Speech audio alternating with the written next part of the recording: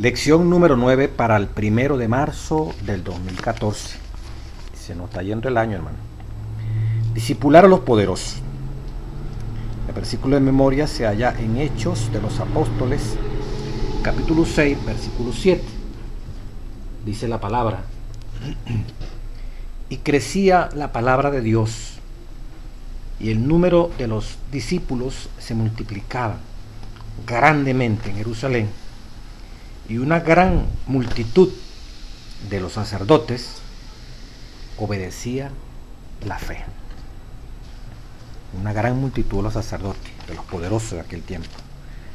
Bueno, hemos visto una cantidad de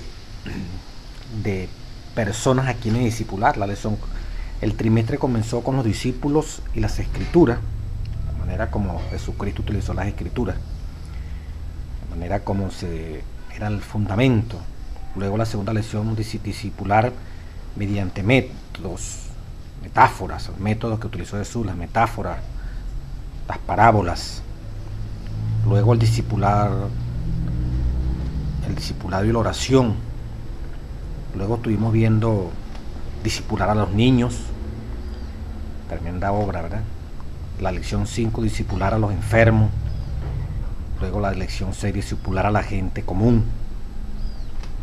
Y la anterior, Jesús y los desechados sociales, tremenda obra que hay que hacer. Y la otra lección reciente, se puede decir ya la anterior a esta que vamos a dar, con los ricos y los famosos. Y finalmente, para el 1 de marzo del 2014, discipular a los poderosos. El título de la lección. En las notas de Elena White, el comentario adventista, tomo 6, página 1081, dice, hablando del primer día, respetar las autoridades, o sea, el título de la lección. Dice: los gobernantes son siervos de Dios, dice el comentario adventista, tomo 6, página 1081, y deben actuar como quienes aprenden de él. Para bien de ellos deben seguir fielmente el claro así dice Jehová, conservando el camino del Señor para hacer justicia y juicio. Miren las características de cómo deben ser los gobernantes. Deben desempeñar su cargo con parcialidad, sin parcialidad, no con parcialidad, sin parcialidad y sin hipocresía, no dejándose comprar ni vender, rechazando todo soborno y manteniendo su independencia moral y su dignidad ante Dios. No deben tolerar ningún acto de fraude o injusticia. No deben cometer ningún acto vil o injusto, ni apoyar los actos de opresión de otros. Los gobernantes sabios no permitirán que el pueblo sea oprimido debido a la envidia y celo de los que menosprecian la ley de Dios. Todos deben tener en cuenta la eternidad y no deben proceder en una forma tal que Dios no pueda ratificar su proceder en los atrios celestiales. Qué tremendo, ¿verdad? La responsabilidad de lo que es un gobernante cuando Dios le permite este privilegio, cuando Dios hace posible que asuman estas responsabilidades. Dice la lección, Romanos 13, 1 al 7. Vamos a leerlo porque es muy interesante. Dice Romanos 13, 1 en adelante: toda alma sométase a las potestades superiores, porque no hay potestad sino de Dios, los poderes superiores, pues. Y las potestades que hay de Dios son ordenadas. Así que el que se opone a la potestad se opone a la ordenanza de Dios, y los que resisten recibirán para sí condenación. Porque, dice el versículo 3, Romanos 13:3, los magistrados no están para atemorizar las buenas obras, sino las malas. Los magistrados, los que están en puestos de mando, los que tienen el poder judicial, los que están en responsabilidades que el pueblo coloca allí para que los represente y guarden el orden establecido y la paz. Dice, porque los magistrados no están para atemorizar las buenas obras, sino las malas. ¿Quieres pues no temer la potestad, o sea, los poderes? Haz lo bueno y tendrás alabanza de ella, porque es ministro de Dios para tu bien, ese que está magistrando, ese que está gobernando. Pero si haces lo malo, teme. Si haces lo malo, teme. Llámese cristiano y con más razón el que no es cristiano. Pues no en vano lleva la espada, no en vano lleva las armas, los que están gobernando en todas las partes del mundo. Deben infundir temor al que hace lo malo. Porque si el que hace lo malo se da cuenta que lo hace, y quienes llevan la espada, quienes llevan las armas, no hacen nada, imagínense el estado en que se somete una nación. Porque es ministro, vuelvo a repetir, de Dios para tu bien. Pero si hace lo malo, teme, pues no en vano llevan la espada, las armas, porque es ministro de Dios, vengador para ejecutar la ira sobre el que hace lo malo. ¿Está oyendo? Es vengador, dice la palabra de Dios, Romanos 13:4, porque es ministro de Dios, ese que está allí, ese gobierno, o sea, eso que tienen puestos de mando, el presidente de la República, el alcalde, el gobernador, el jefe de la policía, de la guardia, de todos los servicios que hacen posible el mantenimiento del orden, la justicia y la paz en una nación. Son ministros de Dios, vengador para ejecutar la ira sobre el que hace lo malo. Son los que ejecutan la ira. O sea, no hay impunidad. El que violó la ley, se le aplica la ley. No como pasa en muchos países, especialmente aquí en Latinoamérica. En cifra oficial aquí en Venezuela se decía, por ejemplo, uno de los ministros que salieron, tarea al examen, decía que casi el 90% de los delitos quedan impunes, solamente un 10% se hace justicia. Imagínense ustedes, es horrible cuando estos hombres Dios los coloca allí para hacer justicia. Vuelvo a repetir aquí, porque es ministro de Dios, vengador para ejecutar la ira sobre el que hace lo malo. La ira tiene que caer sobre el que hace lo malo, expresada en esta dentro de los cánones de lo que es la ley, son los códigos, reglamentos. Por tanto, es necesario que os sujetéis, no solo por la ira, no por el temor que va a producir que caiga todo el peso de la ley sobre uno, no, dice el versículo 5, Romanos 13:5, sino también por causa de la conciencia. O sea, razonar que eso es malo, que eso perjudica, y tiene razón que esa ley exista, que ese artículo exista, por eso lo voy a cumplir. No tanto porque no voy a violar esa ley porque me van a meter preso, porque me van a pegar una multa de tanto. No tanto por eso, no por temor, sino por conciencia. Qué bonito habla la Biblia, habla Dios, ¿verdad? Versículo 6, pues por esto también pagáis los impuestos, porque son ministros de Dios que atienden continuamente a esto mismo. Pagad pues a todos los que debéis, al que tributo, al que impuesto, al que tributo, al que impuesto, al que temor, y al que honra. Qué hermoso, ¿verdad? Como Dios tiene la orientación para todo gobernante, y para que usted, y lo que le di el Espíritu de Profecía, y lo que estoy leyendo aquí en la Biblia, nos permita ver qué debemos aspirar de un gobernante. Por eso cuando se va a una elección y se vota por uno de estos seres humanos, en el libro obrero evangélico, uno de los más comunes, se nos recomienda de que tengamos mucho cuidado al ir a votar. No es que se prohíbe, no sé, en la iglesia adventista no prohíbe ir a votar a sus miembros, pueden ir a votar, pero deben saber escoger por quién van a votar. ¿Por quién va a votar? Porque si esa persona que usted coloca en un puesto de presidencia de la República, de gobernación, de alcalde, de cualquier cosa que involucre tu voto y mi voto, caen en estos actos de injusticia, viola mandamientos, mandatos, usted, dice ese libro obrero evangélico, la votación, usted lo puede buscar, consejo sobre la votación, usted se hace cómplice, yo me hago cómplice, como si yo mismo estuviera cometiendo los pecados de ese gobernante, de ese magistrado, porque yo lo elegí, mi voto hace posible que él tenga el ejercicio, entonces yo me hago partícipe de él. Entonces, sí, puede ir a votar, pero piense por quién va a votar. Si usted ve que alguien realmente no va a aplicar la ley dominical, no se va a unir al protestantismo ni al catolicismo para oprimir en este tiempo final al verdadero pueblo de Dios, y va a ser un hombre justo, que no va a permitir corrupción a su alrededor, bueno, vote por él, yo también votaría por él.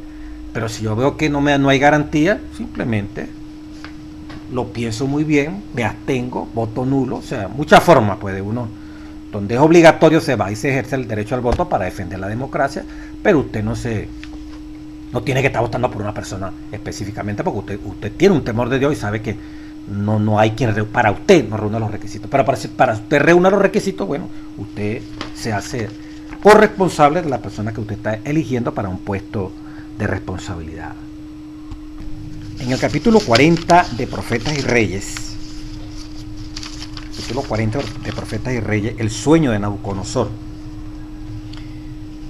y en la página 364 de Profetas y Reyes dice, hablando del sueño de Nabucodonosor, el rey de reyes estaba por comunicar una gran verdad a Nabucodonosor. ¿Cuál era la gran verdad que Dios quería comunicarle a Nabucodonosor después que le da ese sueño? Mira la respuesta. El rey de reyes estaba por comunicar una gran verdad al monarca babilónico. Dios iba a revelarle que el ejercer el poder que él, Dios, ejerce el poder sobre los reinos del mundo, el poder de entronizar y de destronar a los reyes. La atención de Nabucodonosor fue despertada para que sintiera, si era posible, su responsabilidad para con el cielo. Iban a serle presentados acontecimientos futuros que llegaban hasta el mismo tiempo del fin. Dice la página 366. En los anales de la historia humana, el desarrollo de las naciones, el nacimiento y la caída de los imperios parece depender de la voluntad y de las proezas de los hombres, y en cierta medida los acontecimientos se dirían determinados por el poder, la ambición y los caprichos de ellos. Pero en la palabra de Dios se descorre el velo, y encima, detrás y a través de todo el juego y contrajuego de los humanos intereses, poder y pasiones, contemplamos a los agentes del que en todo es todo misericordioso, que cumple silenciosa y pacientemente los designios de la voluntad de él. La página 368 dice: el poder ejercido por todo gobernante de la tierra es impartido del cielo, y del uso que hace de este poder el tal gobernante depende su éxito. A cada uno de ellos, de esos gobernantes, página 368, Profetas y Reyes, se dirigen estas palabras del vigía divino: yo te ceñiré, aunque tú no me conociste. Isaías 43, 45, 5. Y para cada uno constituyen la lección de la vida las palabras dirigidas a Nabucodonosor: redime tus pecados con justicia y tus iniquidades con misericordias, pues para con los pobres, que tal vez será eso una prolongación de tu tranquilidad. Comprender estas cosas, comprender que la justicia engrandece una nación, que con justicia será afirmado el trono, y que Este se sustenta con clemencia. Reconocer el desarrollo de estos principios en la manifestación del poder de aquel quien quita reyes y pone reyes es comprender la filosofía de la historia. Esto se presenta claramente tan solo en la palabra de Dios. En ella se revela que la fuerza, tanto de las naciones como de los individuos, no se halla en las oportunidades o los recursos que parecen hacerlos invencibles. No se halla en su jactanciosa grandeza. Se mide por la fidelidad con que cumplen el propósito de Dios. Queríamos echar esta buena base aquí de los gobernantes terrenales, y estamos hablando de la manera como evangelizarlos. En esa parte del día domingo, ¿verdad? Respetar a las autoridades. Testimonio para la Iglesia, el tomo 6, la página 402, dice aquí el folleto de Escuela Sabática. Dice: el pueblo de Dios considerará a los gobernantes humanos como que han sido confirmados divinamente, ya hemos leído eso, ¿verdad? Enseñará que se les debe obedecer como un derecho sagrado, dentro del ámbito de la legitimidad. Sin embargo, cuando sus edictos están en conflicto con los mandamientos de Dios, la palabra de Dios deberá prevalecer por encima de toda ley humana. Así dice Jehová, no debe supeditarse, aún así dice la Iglesia, o aún así dice que el Estado. La corona de Cristo debe colocarse por encima de las disidencias de los gobernantes terrenales. Así dice Jehová, no debe supeditarse, no debe hacerse depender de un así dice la Iglesia, un así dice la conferencia, dice la unión, o un así dice el Estado. Primero un así dice Jehová. Y fíjense cómo mezcla aquí la Iglesia y el Estado, porque nos están viniendo y van a venir cosas por el Estado y aún dentro de la misma Iglesia, tratando de pasar por encima de lo que está escrito en la Sagrada Escritura. Ya se lo he dicho en otras lecciones, lo que ya viene en puerta para la Iglesia Adventista del séptimo día. Y finalizo en esta parte de los gobernantes terrenales con una cita tomada del deseado de toda la gente. Dice la página 470, el capítulo 55, sin manifestación exterior, deseo de toda la gente. Atención a los hermanos, que es bueno aceptar advertencias. El gobierno bajo el cual Jesús vivía era corrompido. Página 470, deseo de toda la gente. El gobierno bajo el cual Jesús vivía estaba corrompido y opresivo. Por todos lados había abusos clamorosos, extorsión, intolerancia y crueldad resultante. Sin embargo, el Salvador no intentó hacer reformas civiles, no atacó los abusos nacionales ni condenó a los enemigos nacionales, no intervino en la autoridad ni en la administración de los que estaban en el poder. El que era nuestro ejemplo se mantuvo alejado de los gobernantes terrenales, no porque fuese indiferente a los males de los hombres, sino porque el remedio no consistía en medidas simplemente humanas y externas. Para ser eficiente, la cura debía alcanzar a los hombres individualmente y debía regenerar el corazón. No por las decisiones de los tribunales o de los consejos o de las asambleas legislativas, dice la página 471 del deseo de toda la gente, ni por el patrocinio de los grandes del mundo ha de establecerse el reino de Cristo, sino por la implantación de la naturaleza de Cristo en la humanidad, por medio de la obra del Espíritu Santo. Mas a todos los que le recibieron, dio les potestad de ser hechos hijos de Dios, a los que creen en su nombre, los cuales no son engendrados de carne, engendrados de sangre, ni de voluntad de carne, ni de la voluntad de varón, mas de Dios. En esto consiste el único poder capaz de elevar a la humanidad. Y el agente humano que ha de cumplir esta obra es la enseñanza y la práctica de la palabra de nuestro Dios. Entonces, esto nos ilustra, ¿verdad? Nos advierte el cuidado tremendo que hay que tener de muchos que están metidos, comprometidos con gobierno, ¿verdad? Queriéndose José y queriéndose Daniel, cuando José ni Daniel se propusieron ni anduvieron metiendo currículos para estar en el gobierno del faraón, José o Daniel para estar en el gobierno de Nabucodonosor. Ellos fueron llevados y Dios de una manera milagrosa utiliza a José para que sea un instrumento luego nada menos que el segundo después del faraón. Y Daniel, ya usted sabe la historia, preso, se le educa, y allí hay también de una manera milagrosa Dios hace posible que Daniel llegue de una manera efectiva allí a la presencia de nada menos que el presidente de la República. También hoy en día Dios puede hacer eso con cualquiera de nosotros si somos fieles y Dios ve que así sea posible, pero no porque nosotros estemos buscando, no porque nosotros estemos patrocinando leyes y cosas, como dice allí, para cambiar la humanidad.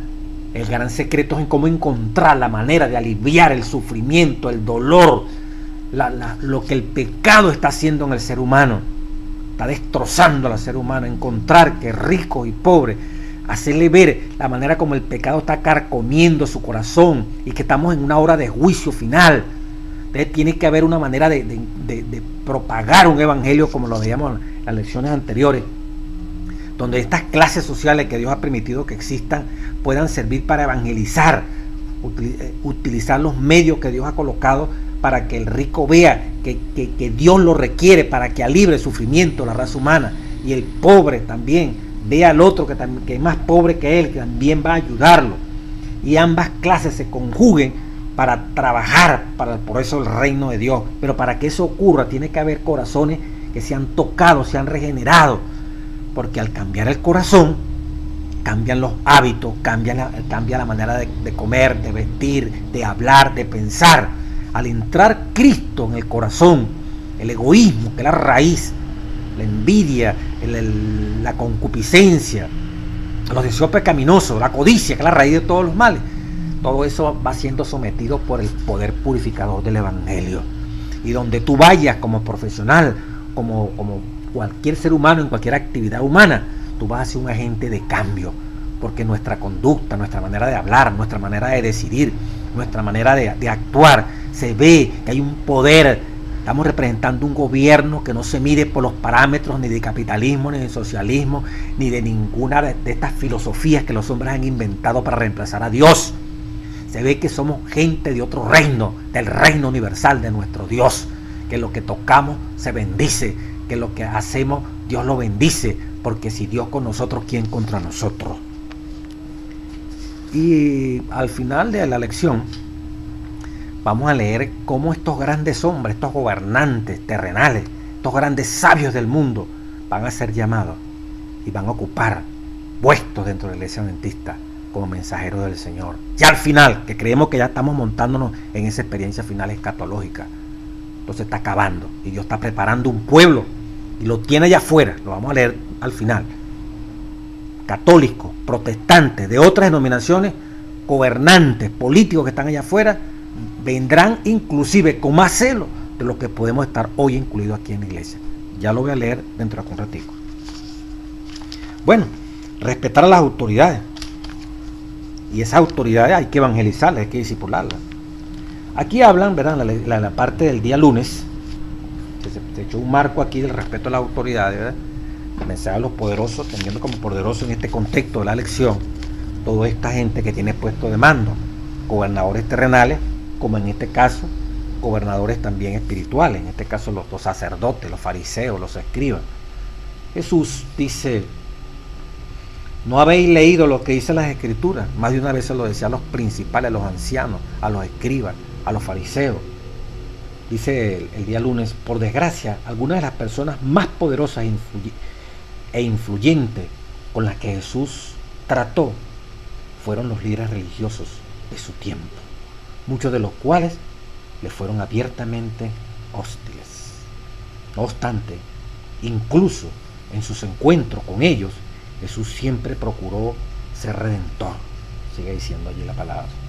Y ponen tres citas: Marcos 2, 23 al 28, Marcos 3, 1 al 6 y Mateo 12, 1 al 16, que resume las dos citas anteriores. La primera de Marcos 2, 23 al 28, Jesucristo allí hablando cuando se están arrancando las espigas los discípulos en un sábado, y estaban allí los fariseos, como dice Marcos 2, 24, e inmediatamente lo criticaron. Jesús apeló a las escrituras. No habéis leído en las escrituras el caso de David. Ya usted conoce esa historia, ¿verdad? Le hace ver con lo que ellos conocen, estos poderosos, que no está violando la ley. A los discípulos arrancar espiga en día sábado. Esto es lícito hacerlo. Y como para entrar y da la razón, dice el sábado, el hombre por causa del sábado, o el sábado por causa del hombre. El sábado fue hecho por causa del hombre, no el hombre por causa del sábado. Por lo tanto, Jesucristo es el Señor del sábado. Si el hombre no existiera, no se hubiera hecho el sábado. La semana hubiera terminado en 6 días. Pero en Marcos 2, 27 y 28 dice: el sábado fue hecho por causa de ¿quién? ¿Qué originó que se hiciera el sábado? La existencia del ser humano. Entonces, Señor, el sábado se ha hecho por causa del hombre. El hombre necesita del sábado. Y amplió un poquito más con el caso del hombre de la mano seca. En el mismo Marcos 2, 3, versículos 1 al 6, el hombre de la mano seca, curado en pleno sábado, Jesús preguntó: ¿es lícito hacer el bien en sábado o hacer mal? Preguntó Jesús. ¿Salvar la vida o quitar la vida? Y Marcos 3, 4. ¿Salvar la vida o quitar la vida? Esta palabra quitar la vida es interesante. Y Jesús, viendo que estaban allí ellos pensando a ver qué iba a hacer Jesús con este hombre de las manos secas, Jesús lo curó. Se enojó, dice Jesús, se enojó, se entristeció al ver la conducta de estos seres. Y le habló en su propio terreno para ver si captaba. ¿Es lícito hacer bien en sábado o hacer mal? ¿Salvar la vida o quitarla? Y dice que después que Jesús le habló de esto, hermano, esta gente planificó matarlo. Qué tremendo. En su discurso acerca de sacar a un animal de un pozo en sábado, Jesús entonces apeló a sus ideas más básicas de decencia y de bondad, algo con lo que estos hombres deberían haberse identificado. El problema, sin embargo, era que su amargura y odio hacia Jesús nublaba todo eso. Si les cae a ustedes una oveja en pleno sábado, en un pozo, en un hueco, ustedes la dejan allí, ustedes la sacan, le dice Jesús. Entonces, ¿cuánto más vale un hombre que una oveja? Que yo cure a este hombre en sábado, que ustedes sacar una oveja de un pozo. Ustedes sacan la oveja del hueco, y no va a valer más la oveja que un hombre. Curar a una persona y sacar a una oveja de un pozo es más lícito. Si tiene valor sacar la oveja de un pozo, más valor tiene, con más razón hay que sanar el hombre en sábado. Bueno, les hablaba con sus mismas cosas de las cuales ellos estaban habituados, como dice aquí el folleto. Pero hermano, ni utilice, como lo decía al principio aquí, ¿verdad? Por desgracia, algunas de las personas más poderosas e influyentes con las que trató Jesucristo fueron los líderes religiosos de su tiempo, que no creyeron. Muchos de ellos no creyeron. Y Jesús le apelaba a la Biblia, a lo que era su formación, como el caso del sábado. Y el de la mano seca le coloca ejemplos facilitos de comprender, del día a día, a ver si reaccionaba. Pero como dice aquí, el problema, sin embargo, era que su amargura y odio hacia Jesús nublaba hasta eso. Finalmente, los milagros mismos tendrían que haber hablado poderosamente a estos líderes influyentes acerca del hombre extraordinario que estaba entre ellos. Lo que hacían era, frente al milagro, este hombre, que vamos a reunirnos, dice la palabra de Dios, para matarlo. No habéis leído aún en la confrontación se está discipulando a estos poderosos que Dios ha permitido que existan, como decía el domingo, pero que en medio de la confrontación aparentemente estos argumentos como que no funcionan.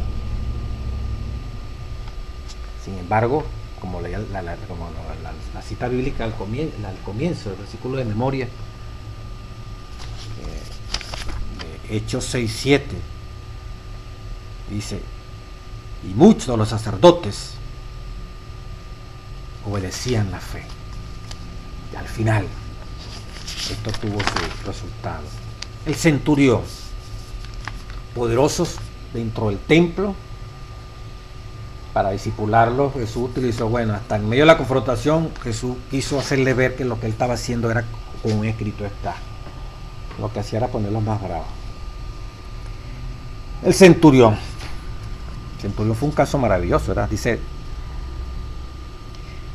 aunque varios encuentros con Cristo, con personas poderosas, terminaron ásperamente, hubo notables excepciones, tales como la que tuvo con Nicodemo. Otra reunión constructiva involucró a un centurión romano, un oficial del ejército de Roma. En San Mateo 8, 1 al 13 y Lucas 7, 1 al 10, ¿qué podemos aprender de este informe acerca de testificar a personas con poder? Bueno, en Mateo 8, 5 al 13 habla de la historia del centurión. Centurión, di la palabra y mi siervo sanará. 8:8. Abreviando aquí, Lucas 7, 1 al 10. Dice el centurión, otra vez, di la palabra y mi siervo será sano. Lucas 7, 7.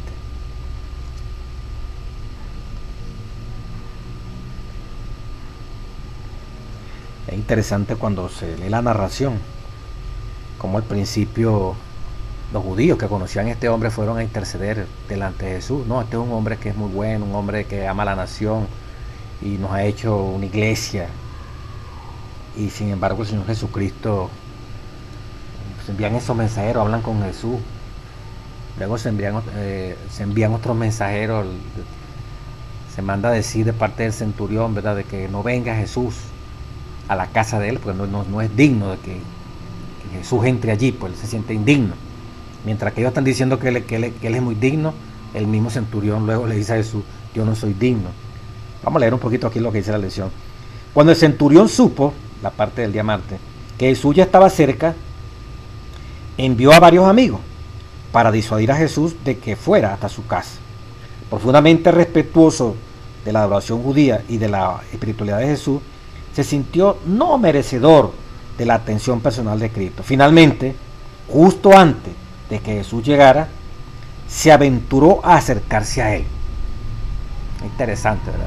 Él mandó que le dijeran que no se acercase, pero ya cuando venía cerca, él mismo salió, como dice aquí la lección, ¿verdad? Finalmente, justo antes de que Jesús llegara, se aventuró a acercarse a él. Le explicó la situación, expresándole su fe de que solo la declaración de Cristo podría restaurar a su siervo. Excelente. Vamos a leer algo de lo que dice las notas bibliográficas de Elena G. de White. Notas allí muy interesantes.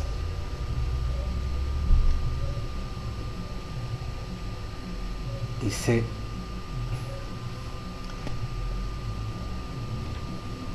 los ancianos, la correspondiente al día martes y tomado de, aquí el libro que estoy tomando, la correspondiente al día martes, ya le decimos la cita bíblica.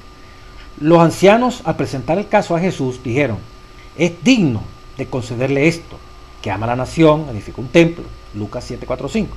Pero estando camino a la casa del centurión, Jesús recibió de el mensaje: Señor, no te incomode, que no soy digno de que entres debajo de mi tejado. Sin embargo, el Salvador siguió adelante. El centurión acudió en persona a completar el mensaje diciendo,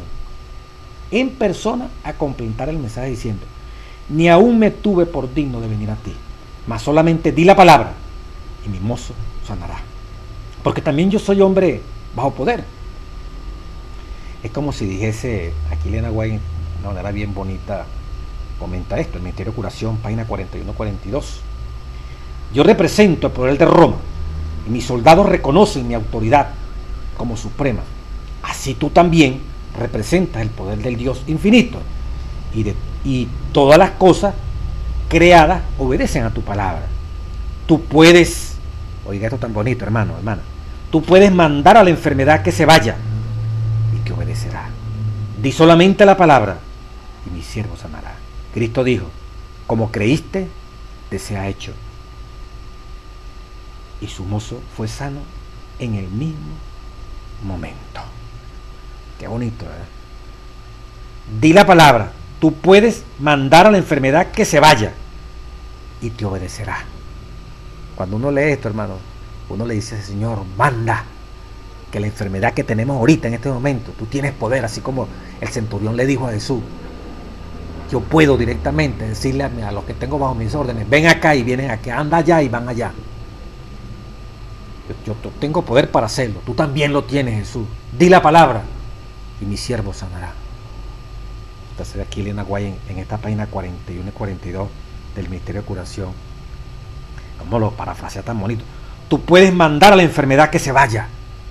Hermano, en Jesús hay poder para que tú y yo le digamos, Jesús, di a la enfermedad que tengo en este momento que se vaya. Y así como los soldados obedecen a un centurión, pues la enfermedad obedece a ti, porque tú eres el Rey de Reyes y Señor de Señores. Tener esa fe, hermano. Y por eso este hombre la tuvo, como para creer que con una orden de Jesús, enfermedad, váyase. La enfermedad se iba. Tenemos nosotros esa fe, hermano. Cuando uno ve esto, uno necesita esta fe. ¿Qué pasó? ¿Qué nos va a decir Jesús si tenemos esa fe? Lo mismo que le dijo al centurión.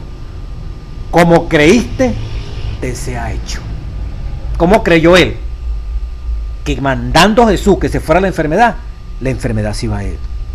Si tú lo crees y yo lo creo, para el que cree, todo le es posible en Cristo Jesús. Ay, hermanos, qué hermosa experiencia. Los ancianos, dice el Ministerio de Curación, página 41-42, notas biográficas correspondientes al día martes.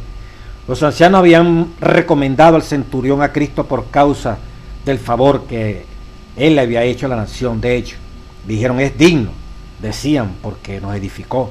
Pero el centurión decía de sí mismo, no soy digno. Sin embargo, no temió pedir auxilio a Jesús, aun cuando no era digno. No confiaba en su propio mérito, sino en la misericordia del Salvador. Su interés, su único argumento era su gran necesidad. No que se sintiera digno, era su necesidad. Eso fue lo que lo llevó a Cristo. Era indigno, pero tenía una gran necesidad como tú y yo la podemos tener. Termina. Asimismo, todo ser humano puede acudir a Cristo, no por obras de justicia que nosotros hayamos hecho, mas por su misericordia nos salvó. Tito 3:5. ¿Piensas que por ser pecador no puedes esperar recibir bendición de Dios? Recuerda que Cristo vino al mundo para salvar a los pecadores. Página 42 del Ministerio de Curación. No es por mérito que ama a la nación, que el tipo construyó un templo. Entonces Jesús, no, porque hizo eso, vamos. No. Estos ancianos pensaron que Jesús, quizás porque amaba al pueblo de Israel, entonces le iba a hacer el favor. No, le iba a hacer la cosa. No. Él directamente, este señor delante de Jesús, se lo dijo, Señor, yo no soy digno delante de ti. Es una lección para nosotros, como dice aquí el Espíritu Profecía. No importa, hermano, la condición. Dios quiere salvarte, quiere sanarnos. Tener esa fe. Di la palabra, Jesús. Tú tienes poder para ordenar a la enfermedad que se vaya y a cualquier demonio que se vaya. Y se va, porque tú eres poderoso, Señor Jesús. Bueno, de esta manera maravillosa, Jesús influyó. Jesús, con este milagro, discipuló, influyó en que este hombre más adelante siguiera a los pies del Señor Jesucristo. El día miércoles habla del día del juicio. Mateo 26, 57 al 68, 27, 11 al 14, Lucas 23, 1 al 12, Juan 18, bueno, una cantidad de citas. ¿Qué podemos aprender del testimonio de Jesús a estos hombres poderosos. En la primera cita de Mateo 26, 57 al 68, Jesús ante Caifás, Jesús callaba y finalmente le dijo: ahora veré ya a Cristo viniendo en las nubes del cielo. San Mateo 26, 64. Jesús se fue a una escena final. Ellos lo van a ver antes de venir Cristo. Va a ocurrir una resurrección especial, y lo que los traspasaron, como dice Apocalipsis 1, ¿verdad?, ellos van a resucitar y van a ver a Jesucristo venir en gloria, como se le dijo aquí a este miserable Caifás. Veréis, ahora veréis a Cristo viniendo en las nubes del cielo. Lo van a ver, van a ser levantados para ver la segunda venida de Cristo, y lo que lo traspasaron, lo que lo llevaron a este martirio, se cumplirá. Pero hasta en lo posible Jesús no hablaba, donde fuese posible. Jesús ante Pilato, en Mateo 27, 11 al 14. ¿Eres rey de los judíos? Jesús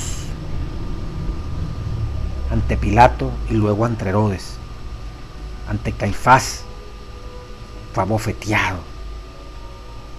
Mantenía un silencio allí. Tú lo has dicho, le dijo ante aquel sacerdote, y ante el mismo Pilato: tú lo has dicho. Ante algunas preguntas que estos hombres hacían: tú eres el rey, tú eres el Mesías. Cristo, dice la lección del día miércoles, dio testimonio delante de los hombres más poderosos de su país, monarcas, gobernantes, sacerdotes. Él estudiaba uno tras otro a los que estaban ebrios de autoridad mundana. Aparentemente ellos lo controlaban a él. Los soldados arrastraron a Jesús ante las alas de ellos, mientras que Cristo testificaba para ser discípulo, y a veces el resultado era diferente de lo que él hubiera deseado. ¿Cómo se habría regocijado si Pilato, Caifás, Herodes y otros le hubiesen entregado sus corazones a él y se hubiesen arrepentido? Sin embargo, rehusaron obstinadamente ceder a las súplicas y dejaron de lado la invitación a la salvación. Y tendrán, pues, les predicó: tú eres el Mesías, tú lo has dicho. Tú eres el rey, tú lo estás diciendo. Caso Pilato, Caifás. Ellos sabían que estaban frente a un ser sobrenatural. Ellos sabían que estaban frente a una divinidad. O sea, por un momento, miren lo que dice la revelación en el día de juicio, hablando de Caifás, la nota biográfica de Elena White, le he echado a toda la gente también, la página 651. Dice: Caifás había considerado a Jesús como su rival. La avidez con que el pueblo oía al Salvador y la aparente disposición de muchos a aceptar su enseñanza había despertado los acerbos celos del sumo sacerdote. Oiga esto: pero al mirar al preso, le embargó la admiración por su porte noble y digno. Sintió la convicción de que este hombre era de filiación divina. Al instante siguiente, desterró despectivamente este pensamiento. Inmediatamente dejó de oír su voz con tonos burlones y altaneros, exigiendo que Jesús realizase uno de sus grandes milagros delante de ellos. Pero sus palabras cayeron en los oídos del Salvador como si no lo hubiera percibido. Herodes prometió a Cristo que si hacía algún milagro en su presencia, lo libertaría.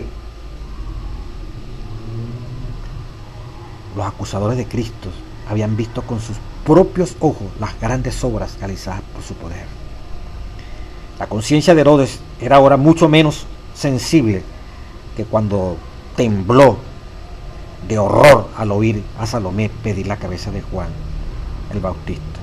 Durante cierto tiempo había sentido intenso remordimiento por su temible acto, pero la vida licenciosa había ido degradando siempre más sus percepciones morales y su corazón se había endurecido a tal punto que podía jactarse del castigo que había infligido a Juan por atreverse a reprenderle.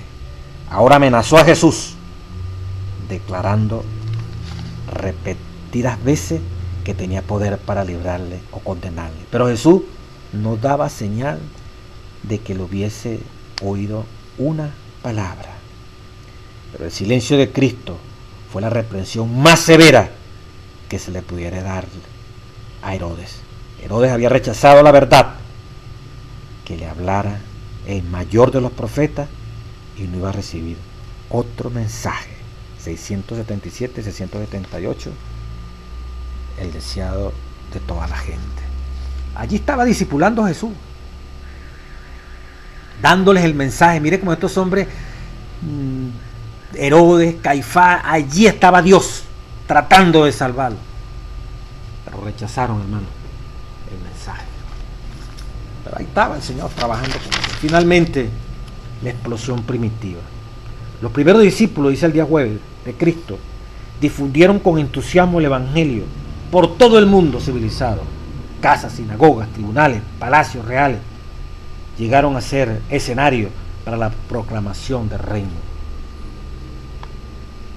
Dice aquí, la siembra precede a la siega. Cristo había proclamado fielmente el Evangelio, misioneros y los primeros conversos habían testificado por toda Judea. Cuando Cristo conquistó la muerte y confirmó así su mensaje, miles de personas indecisas entraron al reino.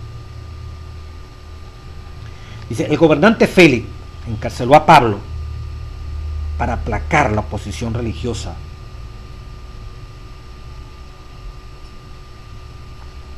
Festo, su sucesor, era más equilibrado. Sin embargo, le falló la voluntad política para librar a Pablo. Durante una visita oficial, el rey Agripa y de su hermana Berenice, descendiente de la dinastía de Herodes, el monarca solicitó una audiencia con Pablo. Tristemente, como su antecesor, rechazó su invitación a la salvación. Aunque los discípulos de Cristo del siglo XXI afrontemos rechazos y persecuciones similares, también debemos perseverar. Interesante lo del rey Agripa, ¿verdad? El apóstol Pablo, hablando de las experiencias ya de testificación frente a los gobernantes, desde el capítulo 24, 25 de Hechos de los Apóstoles, encontramos un Pablo frente a gobernantes terrenales, donde tuvo la oportunidad de discipular, de buscar la manera de cómo que estos hombres se entregaran al Rey de Reyes. Y Elena Guayos hace unos comentarios bien bonitos, pero la Biblia también comenta el caso cuando fue llevado ante Félix, gobernante allí, ¿verdad? Y aquel hombre Tértulo, un gran orador, habló como para acusar a Pablo y le decía en Hechos 24, versículo 5, pues, dirigiéndose a Félix allí, pues hemos hallado que este hombre es pestilencial, mire cómo trataban a Pablo, y levantador de sedicciones entre todos los judíos por todo el mundo, y cabecilla de la secta de los nazarenos, quien también intentó profanar el templo, y prendiéndole le quisimos juzgar conforme a nuestra ley, pero interviniendo el tribuno Licias con gran violencia le quitó de nuestras manos, mandando a sus acusadores que vinieran a ti. Tú mismo, al interrogarle, podréis enterarte de todas estas cosas. Y asentían también los judíos. Habiéndole hecho señal el gobernador para que hablase, Pablo respondió, porque sé que desde hace muchos años eres juez de esta nación. De buen ánimo haré mi defensa, porque tú puedes verificar que no hace más de 12 años yo subí a adorar a Jerusalén y no me hallaron en el templo. Y comienza la disertación de Pablo allí, ¿verdad?, delante de este hombre. Y Pablo le da el testimonio, ¿verdad?, como era un hombre fiel, pues, en esta causa bendita, pues.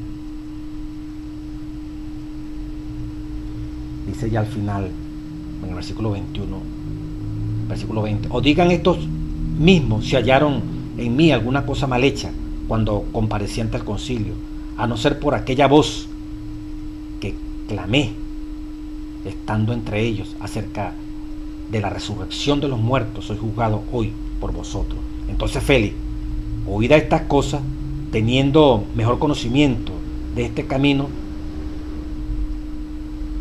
les puso dilación diciendo: cuando descendiere al tribuno Licias, acabaré de conocer de vuestro asunto. Y mandó al centurión que se guardara a Pablo y que tuviese cierta libertad, que lo pudiera visitar. Versículo 24. Y algunos días después, viniendo Félix con Drusila, su esposa, la cual era judía, llamó a Pablo y le oyó acerca de la fe en Cristo. Y disertando él de la justicia, mire los temas que le tocó Pablo a Félix, de la justicia, del dominio propio y del juicio venidero, Félix se espantó y dijo: vete ahora, y cuando tenga oportunidad te llamaré. Mire lo que dice Elena White acerca de esto. Interesante esta parte, ¿verdad? Vete ahora. Tan violento y cruel, del jueves 27 de febrero, comenta aquí Elena White en las notas que van paralelas a esta lectura. Hechos de los Apóstoles, páginas 337, 340, pero la nota Elena White del día jueves. Tan violento y cruel había sido el proceder de Félix que pocos se habían atrevido antes a insinuar siquiera que su carácter y conducta no eran intachables. Pero Pablo no temía al hombre, expuso claramente su fe en Cristo y las razones de esa fe, y fue inducido así a hablar particularmente de las virtudes esenciales del carácter cristiano, de las cuales la arrogante pareja se hallaba tan notablemente desprovista. La princesa judía entendía bien el carácter sagrado de esta ley, que tan desvergonzadamente había transgredido, pero su prejuicio contra el hombre del Calvario endureció su corazón contra las palabras de vida. Pero Félix nunca antes había escuchado la verdad, y cuando el Espíritu de Dios convenció su alma, se conmovió profundamente. La conciencia, despierta ahora, dejó oír su voz, y Félix sintió que las palabras de Pablo eran verdaderas. La memoria le recordó su culpable pasado. Con terrible nitidez recordó los secretos de su vida de libertinaje y de derramamiento de sangre, y el oscuro registro de sus años ulteriores. Se vio licencioso, cruel, codicioso. Nunca antes la verdad había impresionado de esa manera su corazón. Nunca antes se había llenado así su alma de terror. El pensamiento de que todos los secretos de su carrera de crímenes estaban abiertos ante los ojos de Dios y que habría de ser juzgado de acuerdo con sus hechos, le hizo temblar de miedo. Pero en vez de permitir que sus convicciones lo llevaran al arrepentimiento, trató de ahuyentar estas reflexiones desagradables. La entrevista con Pablo fue suspendida cuando dijo: ahora vete. Dijo: mas en teniendo oportunidad te llamaré. Hermano, también desechó el mensaje final. Qué terrible, ¿verdad? Este hombre Félix, como al oír cómo se atrevió, pues. Y los temas fueron la justicia, Hechos 24-25, le habló del dominio propio y del juicio venidero. Félix se espantó por lo que todo esto implicaba, y comenzó el Espíritu Santo orando en él. Le dijo: vete ahora, y cuando tenga oportunidad te voy a llamar. Es tremendo, hermano. Y luego, ¿se acuerdan ustedes? Frente al rey Agripa, en Hechos 26 está el caso del rey Agripa. Dice el versículo 26: pues el rey, hablando Pablo ya adelante al rey Agripa, pues el rey sabe estas cosas, delante del cual también hablo confiadamente, Pablo delante de la defensa del rey Agripa, pues estoy seguro de que no ignora nada de esto, pues no se ha hecho esto en algún rincón. ¿Crees, oh rey Agripa, a los profetas? Le preguntó Pablo. Yo sé que crees. No dijo que terminara de responder o que respondiera. Le pregunta, ¿crees, oh rey Agripa, a los profetas? Yo sé que cree. Entonces Agripa dijo a Pablo, por poco me persuades a ser cristiano. La tremenda defensa que hizo Pablo. Casi lo convence. Entonces Pablo le dijo, quisiera Dios que por poco o por mucho, no solamente tú, sino también todos los que hoy me oyen, fueran hechos tales cual soy yo, excepto que estén aquí encadenados. Mi propósito es que todos ustedes lleguen a Cristo Jesús. Qué tremendo, qué forma de llegar a estos hombres. Ahora mire, ni Cristo ni los apóstoles perdieron la oportunidad de llegar a estos hombres dirigentes y poderosos de la tierra. Ahora mire lo que dice la revelación del Espíritu de Profecía. Va a pasar algo parecido en el evento finales, libro de eventos finales, evento de los últimos días. El fuerte clamor, la página 212 dice: ahora no nos parece posible que alguno de nosotros tendrá que comparecer solo ante las autoridades. Pero si alguna vez Dios ha hablado por mi intermedio, dice Elena White, llegará el tiempo cuando seremos llevados ante concilios y ante miles de personas por causa de su nombre, y cada uno tendrá que dar razón de su fe. Luego vendrá la crítica más severa sobre cada posición que se ha tomado en favor de la verdad. Necesitamos entonces estudiar la palabra de Dios para que podamos conocer por qué creemos las doctrinas que estamos defendiendo. Esto fue escrito en 1888. En la página 213 del libro Evento de los Últimos Días, dice: muchos tendrán que comparecer ante cortes legislativas, algunos tendrán que comparecer ante reyes, presidentes, ante los sabios de la tierra para responder por su fe. Aquellos que tienen solo una comprensión superficial de la verdad no serán capaces de exponer claramente las escrituras y dar razones definidas de su fe. Se confundirán y no serán obreros que no tengan de qué avergonzarse. Que nadie se imagine que no tiene necesidad de estudiar, porque no debe predicar en el púlpito sagrado. ¿No sabéis qué puede Dios requerir de vosotros? Será la oportunidad. Muchos temblarán, no lo podrán hacer, pero muchos este privilegio lo aprovecharemos para, si somos fieles, para dar a conocer más a nuestro Dios. En Mensaje Selecto, tomo 3, leemos capítulo 57, la última gran lucha. Algunos que pertenecen, página 481, algunos que pertenecen al grupo de hombres de negocios y los gobernantes tomarán su posición para obedecer la verdad.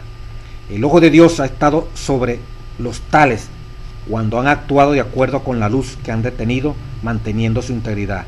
Cornelio, un hombre de elevada posición, mantuvo su experiencia religiosa andando estrictamente de acuerdo con la luz que había recibido. Dios tuvo su ojo sobre él y le envió a su ángel con su mensaje. El mensajero pasó por alto a los que estaban llenos de justicia propia, pero llegó a Cornelio y lo llamó por nombre.